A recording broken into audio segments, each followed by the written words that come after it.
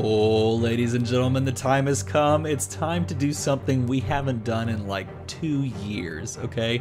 We did this with the Thor set for the last time, and we haven't had the chance to do it in a while, and that is rank super rares. Of course we haven't had super rares because we've been in the campaign box model. Obviously non-blind product means that there are no rarities. So all of a sudden now with the onset of Avengers Infinity Gauntlet, we're getting rarities back, we're getting super rares back. So let's have a community ranking time. Now before we get rolling, I just want to say if you enjoy Dice Masters content and if you're loving the stuff that we're doing here, feel free to hit the little bell icon and like and subscribe. Do all the things that normal people say and I always forget to say. I'm not forgetting this time. Do those things. Okay, now, if you are new to the super rare ranking thing we did so many years ago, if you're new to the game, let me explain what we're going to do. In fact, let me add this to the screen so that you can see it while I talk about it. So, way back in the day, we actually went set by set and ranked all of the super rares. I think we ranked all of them in the game.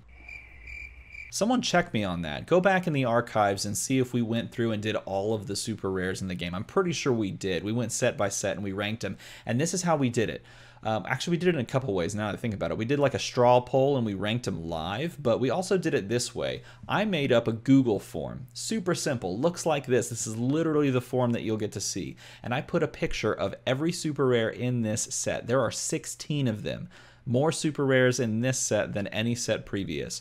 And basically what our goal is we're going to rank them by best to worst with regards to power level. Now, if you want to focus more on draft or constructed, it doesn't really matter as long as you're ranking these by power level. So the strongest card, you're going to rank that number 1. That's the number 1 card. The weakest card, you're going to rank that as number 16. And the goal here is to just be able to go pretty easily down the page. Just scroll down. You can look at the ability and then you can choose 1 all the way through 16. Again, 1 is the strongest, 16 is the weakest.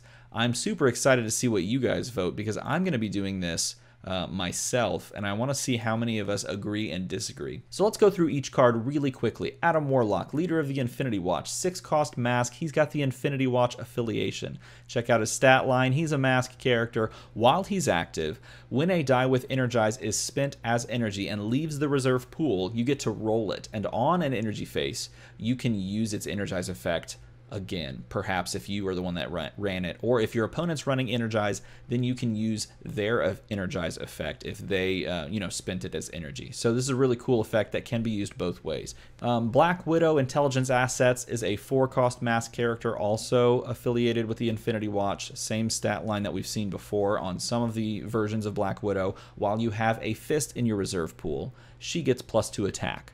And while you have 3 or more fists in your reserve pool, she gets an additional +1 attack. So her top level, she can get +3 if you have that max fists in your reserve. She can push to a 5/3. Okay, that's her ability. She's a 4-drop. Bullseye, this was the only one that was not spoiled in a video by someone. Bullseye Accuracy is a 5-drop bolt villain with the old school Bullseye little stat line there. He says Energize, deal 3 damage distributed how you choose among up to 3 target character dice. And you can target your own character dice. So you could do something a little crazy by targeting your own stuff, which is kind of interesting. And it is an Energize effect, but he does cost 5. Captain Marvel Reality Gem costs 7. She's a shield. She has the Avengers affiliation, and she says Energize, reroll all opposing character dice. So when you roll her, when you draw and roll her, but just really when you roll her, on her 2 shields, these 2 sides right here, then you are going to get the Energize effect and you're going to reroll everything on your opponent's side of the board. So very powerful ability. Doctor Strange, Trusting in Destiny, 6-cost mask character, if Infinity Gauntlet affiliated. He's got this insane stat line for Doctor Strange. While Doctor Strange is active, when you field an Infinity Watch character die, I always see the X and I think to say X-Men, but it's Infinity Watch, you can re-roll target character die. So when you put one of those in the field, you get to re-roll a target character die, and it can be your own, which is really cool. Also, pay a mask on the global. Target character die must attack this turn. So really good stuff going on with that card. But it costs 6, so keep that in mind. 5-cost Gamora Requiem Fist character. She's got the Guardians affiliation.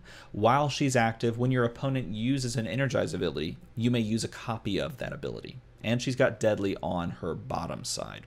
So in other words, you can leave her out there, and then if they're using things, you can copy it. Okay, again, they have to have these things, and they have to be using them, but you just gain a copy for free. Hulk, Unchecked Anger, 6-drop Fist character, Avengers affiliated. He's got a good solid stat line. If he KOs a character die with combat damage, then you send that die to the used pile instead of the prep, but that's only on his level 1 and level 2 side. Now, Global says pay 1 fist, target character die gains +1 attack until the end of the turn. Now, with regards to ranking by power level with Globals, feel free to lump that into the card's power level in general. So this card, you may rank up a little bit more just because it has a pretty solid flexible global, right? Iron Man Humble. Iron Man Humble says, awaken, gain 1 life, and prep a die from your bag. In order to awaken him, you do have to spin him up a level. He's got a great solid stat line, and he cost 5 shield, and he's an Avenger. So thinking about how you can trigger his awaken effect is important on ranking this card. Loki Hero, a 6-drop bolt character, unaffiliated, which is interesting. When fielded, spin up to 2 target opposing character dice 2 energy faces. So you can take 2 characters, you can take 1 character, you can spin those to energy faces. And it's of your opponent's choice. That's interesting and important to note, right? If the combined purchase cost was greater than 6, lose 3 life. So if the combined purchase cost of the character dice that you chose to spin was greater than 6, then you're going to lose 3 life. So kind of think about how that's going to play out, right? Miss Marvel, Leader of Champions, is a 5-drop shield character with the Avengers affiliation, and she literally just not going to get re-rolled by your opponent. Okay, you could trigger an ability, like a character ability that could re-roll her, but she may not be re-rolled by opposing character abilities. So that's kind of interesting. She-Hulk Astral Planar is a pretty good one. 6-drop shield character, Avengers affiliated, Energize. Target character die gains +2 attack and gains Overcrush, and then you can just spin this to a 4/6. So if you miss, if you get one of these 2 sides, then she becomes a 4/6 and gives something else Overcrush. If you get her on any of these sides, you just get her stats, and that's it. If you get her on this, then you pay a shield to do something, and you're a little bit sad. But that's She-Hulk Astral Planar. One of the cards we also spoiled was Spider-Man Superior Team Up. He is a 3-cost fist character with a 5/5 stat line that you have to pay 1 for. He's a 3-cost. And he says his card is considered to have all of the affiliations on all of the character cards on your team. So he's just affiliated with everybody. He's friends with everybody, which is so funny and thematic, but also really crazy to think about going forward and constructed. Star-Lord Power Gem is a 4-cost fist character, Guardian affiliated. He says Energize.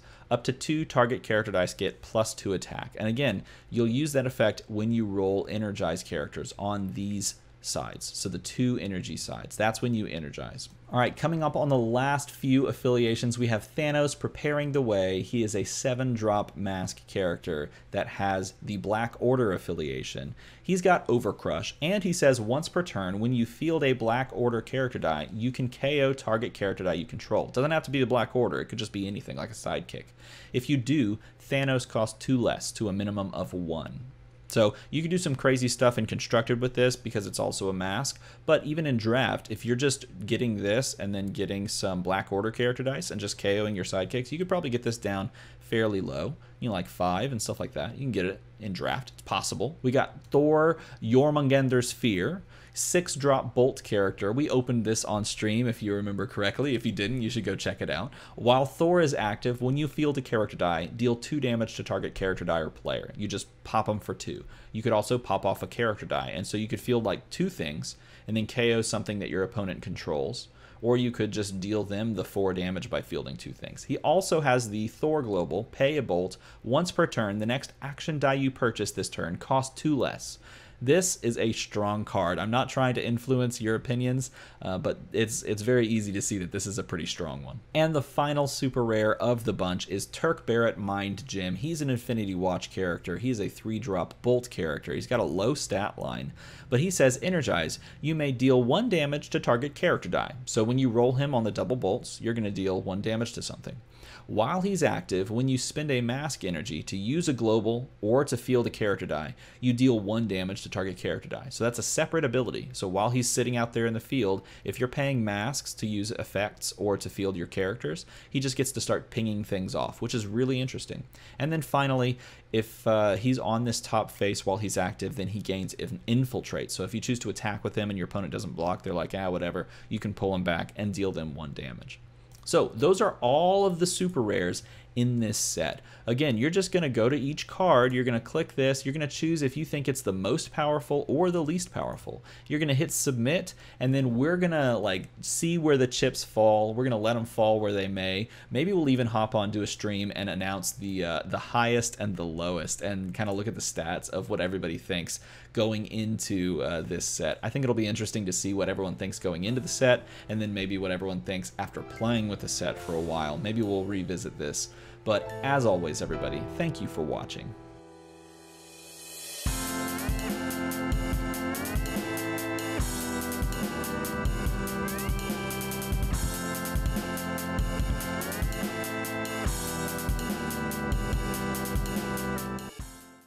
Hey, if you're still watching at the end of the video, you're the best. Also, let's do something silly. Leave a comment with your favorite ice cream flavor of all time, but don't tell anyone why. Don't tell anyone why you're leaving that comment, and then we'll see if people get confused by it, okay? Good job. Good work.